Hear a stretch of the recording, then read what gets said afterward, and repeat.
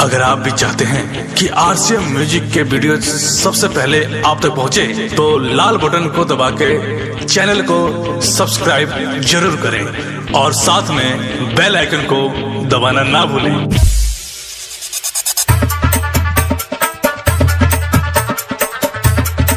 पत्थर के दिल बनावले तारे तुम्हारा के भगवान मीरगंज म्यूजिक बाय सोनू सनहिया। पत्थर के दिल बनावले तारे तुम्हारा के भगवान केतनो कैनी तोहरा के ते भूलले सब एहसान हरे हर जाई ई का कइले केतनो कैनी तोहरा के ते भूलले सब एहसान पत्थर के दिल बनवले बारे तोहरा के भगवान पत्थर के दिल बनवले बारे तोहरा के भगवान केतनो कैनी तोहरा के ते भूलले सब एहसान पत्थर के दिल बनवले बारे तोहरा के भगवान पत्थर के दिल बनवले बारे तोहरा के भगवान। गोलू बाबू गोलू बाबू गोलू बाबू मीरगंज सनहिया रिकॉर्डिंग स्टूडियो कटसा। पत्थर के दिल बनवले बारे तोहरा के भगवान पत्थर के दिल बनवले बारे तोहरा के भगवान कलेजा के अंदर केहू रखलस बसा के यूज के छोड़ले बारे प्यार में फंसा के अरे हर जाई इहे सिला देलू कलेजा के अंदर केहू रखलस बसा के यूज के छोड़ले बारे प्यार में फंसा के जिंदगी में हमारा खुद से आके लैलू आंधी तूफान जिंदगी में हमारा खुद से आके लैलू आंधी तूफान पत्थर के दिल बनवले बारे तोहरा के भगवान पत्थर के दिल बनवले बारे तोहरा के भगवान। गोलू बाबू गोलू बाबू गोलू बाबू मीरगंज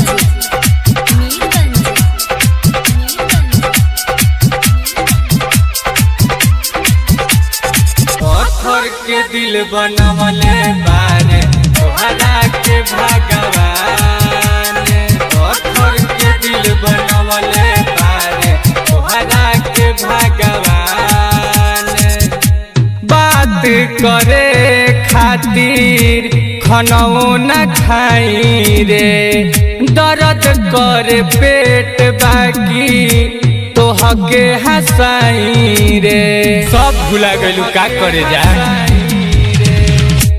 बात करे खातिर खनौ ना खाई रे दर्द करे पेट बाकी तोहके हंसाई रे जियल कठिन अब मरल होई गइल बायासान जियल कठिन अब मरल होई गइल बायासान पत्थर के दिल बनवले बारे तोहरा के भगवान पत्थर के दिल बनवले बारे तोहरा के भगवान। गोलू बाबू गोलू बाबू गोलू बाबू मीरगंज सनहिया रिकॉर्डिंग स्टूडियो कटसा। पत्थर के दिल बनवले बारे तोहरा के भगवान पत्थर के दिल बनवले बारे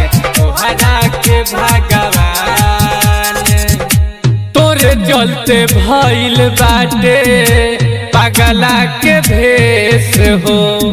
टोटल पी के जिया तारे राइटर रितेश हो। डिब्बा के डिब्बा सिगरेट खत्म हो जाता हो। तोरे चलते भइल बाटे पगला के भेष हो। गांजा पी के जिया तारे राइटर रितेश हो। पंकज दीवाना सोनू सनेहिया जाई अब शमशान। पंकज दीवाना गणेश शर्मा जाई अब शमशान। पत्थर के दिल बनवले बारे तोहरा के भगवान। पत्थर के दिल बनवले बारे तोहरा के भगवान। केतनो कैनी तोहरा के ते भूलले सब एहसान। पत्थर के दिल बनवले बारे तोहरा के भगवान।